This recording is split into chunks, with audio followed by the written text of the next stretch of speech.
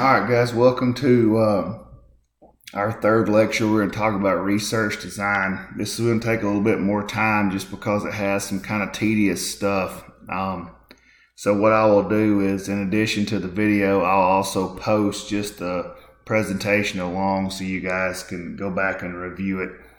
So what we want to talk about is go back and dig deeper into the major research designs, what's good about them, what's bad about them. We want to talk about the difference between population and a sample. How do we sample? What kind of techniques can we use? What's the correct kind of sample size? And then we want to talk about the reliability and validity of a study. And this is all stuff that will come into play as you start to put your research study together. So research really falls into three categories. There's qualitative, which is non-statistical. There's quantitative, which is statistical, and there's mixed methods, which is a combination of both of those. So qualitative research is usually, guys, where we're going to collect data in a setting, meaning that we're going to kind of work from particulars to general, and we're trying to gain an interpretation of what the meaning of our data is. And usually qualitative research is trying to either develop a theory or it's trying to gain an understanding of something through non-numerical. So, it's usually subjective data. It's usually really in-depth data.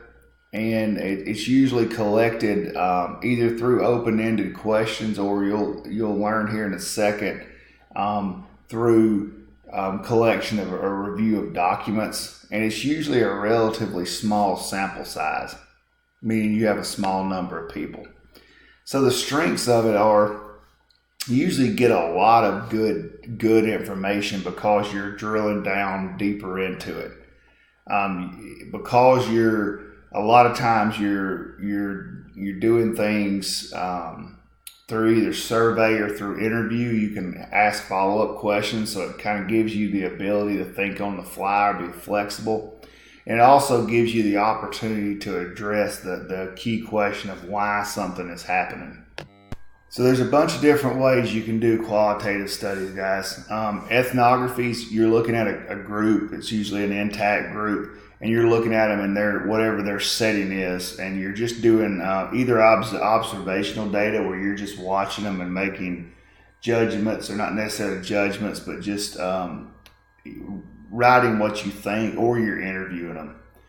You have grounded theory. This is where you basically take derive a general abstract theory of a process or an action, or a grounded view of a group of participants. You have case study theory. This is an approach usually where you look at kind of a singular thing, whether it be a program, an event, an activity, a process, or an individual. This probably, guys, applies the most to what some of you want to do. So those of you that talked about looking at like a particular process, or you talked about looking at like a review of documents or a review of policies, this is what you would be doing. You got phenomenological research, which is you're basically looking at a phenomenon. And you're asking participants to describe kind of what they lived through. You can do a narrative research where you're basically getting individuals to kind of tell their story kind of in a chronological order of what happened. Then you switch gears to quantitative. And this is usually test theories. It looks at relationships between variables. It uses instruments that measure variables and produce numerical data. And it's aimed at using data from a sample to be able to generalize a larger population. So it stresses objectivity and being able to replicate what it is you're doing. And so the purpose of quantitative research is to make general findings to a larger population. And it has to be objective, and you have to be able to reproduce it. It will have precise measurements, precise variables.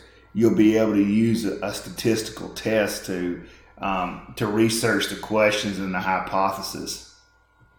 And it allows you to do it over a longer period of time, meaning you'll be able to measure what people do or what subjects do over over subsequent performances. And so there's a bunch of different ways to look at this. There's experimental design, where you put people either into an experimental group or a control group. There's quasi-experimental, where you just it doesn't have a control group. You just randomly assign people. There's non-experimental, where it doesn't have it has no control group, and it does not use random assignment. So mixed methods,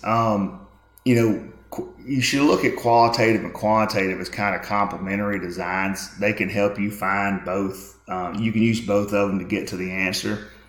Where qualitative research, allows you to kind of generate a theory from a small group of people. Quantitative research can kind of help you test that theory over a larger sample of people.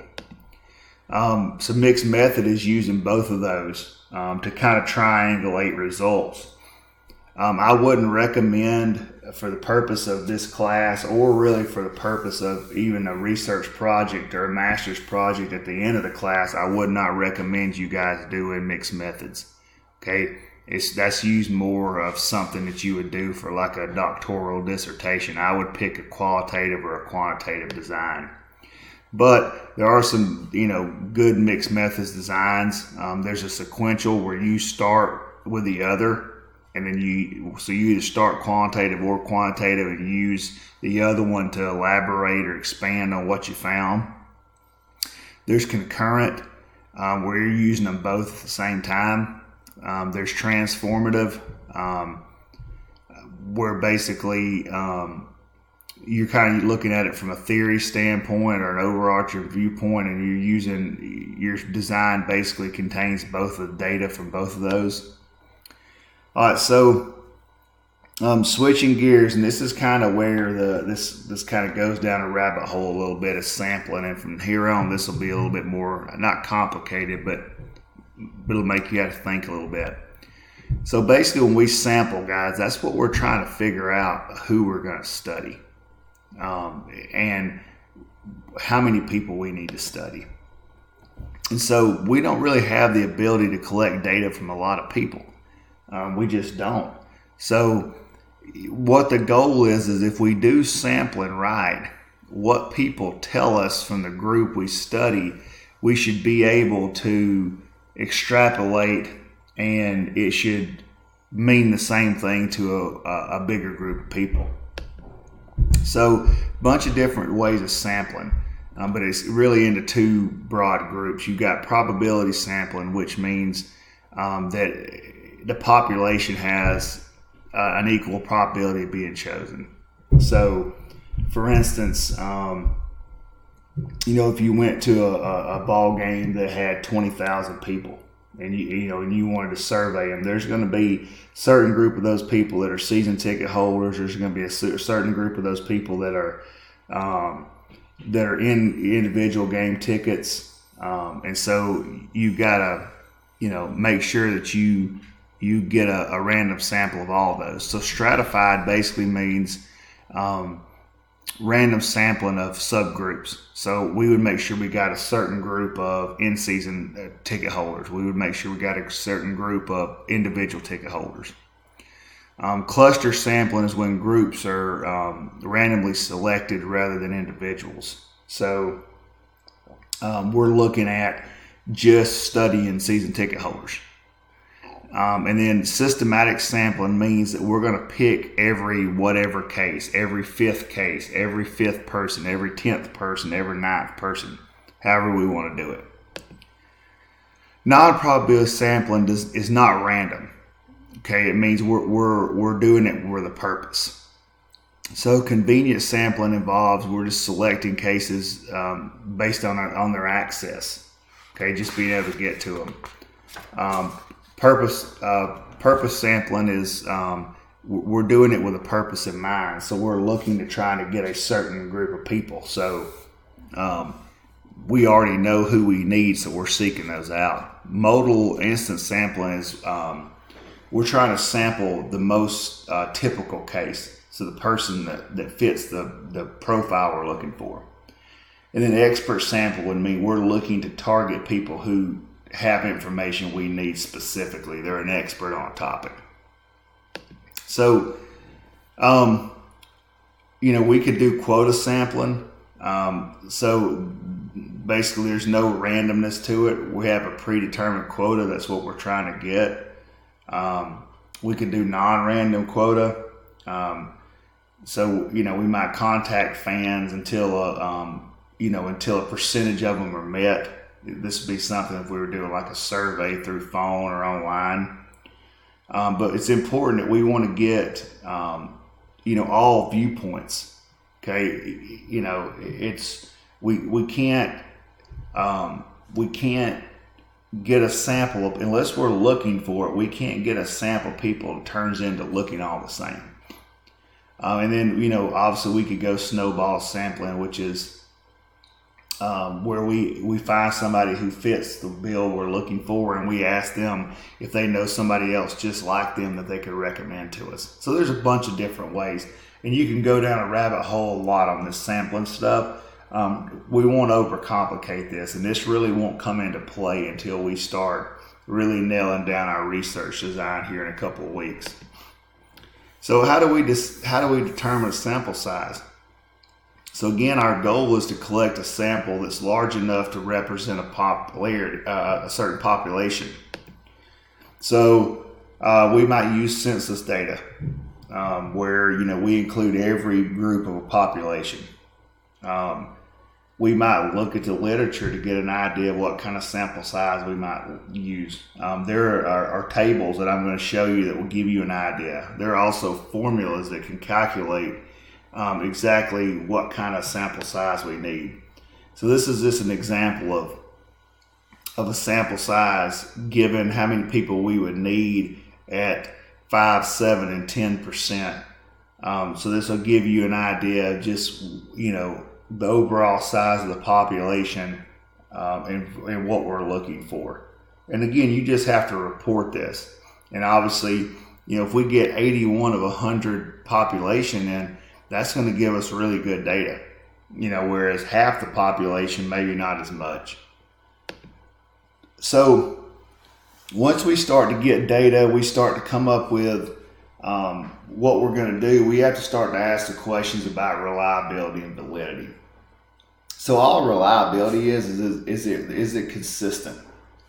So for us to be confident in what we're doing, confidence in whatever instrument we produce, whether it be a survey or whatever, research questions, interview questions, they have to be able to give us the same, basically consistent results every time that we do them. And so again, this kind of goes down a rabbit hole, and it's more complex probably than it should be. So I'm going to go through them kind of fast, but different types of reliability. There's inter-observer, which basically measures the extent to which a different person looking at it would have given the same scores to the same phenomenon. So at Reinhardt, for instance, we're having to deal with this with our looking at how people write, meaning like if I read a paper and I grade it, is somebody else going to grade it the same way? There's test retest, where it basically means if I retest it again, is it going to be different or is it going to be similar? There's parallel reliability, where you're getting using multiple versions, but you're getting the same kind of reliability. And there's internal consistency, which is measuring the extent to which each question individually measures the same variable. once it's reliable, we're also looking for it to be valid, which means that it measures what it's designed to measure. I mean, if we say, for instance, if we were going to test kids on a vertical jump, and we were saying a vertical jump was going to measure how explosive somebody is, we have to make sure that that's a valid test. So it's possible that you can have an instrument that's valid and not reliable, and then also one that's reliable that's not valid. So the goal is to get one that fits both. So types of validity, there's content validity, which is face validity. It can be measured by experts in the content area. There's criterion validity, which is predictive, which means you're comparing it between an instrument and then what the behavior it predicts. There's concurrent validity, which compares scores on the instrument with something that's already been established in that type of research. There's construct validity, which is discriminant, which means the instrument has a high discriminant validity and doesn't correlate significantly with variables which would differ or should differ. And then there's convergent validity, which is the instrument correlates highly with other variables in which it should correlate. And again, guys, this is going way down this list. What it basically comes down to is this. You've got to choose a research design. I would say either qualitative or quantitative. You've got to figure out what group of people you're going to study and then what kind of methods you're going to use to get that group. And then you got to make sure that whatever you choose to study that group by, whether it be questions, surveys, you've got to make sure that it's reliable and valid. And again, we will go down this much more as we get into research design in the next couple of weeks.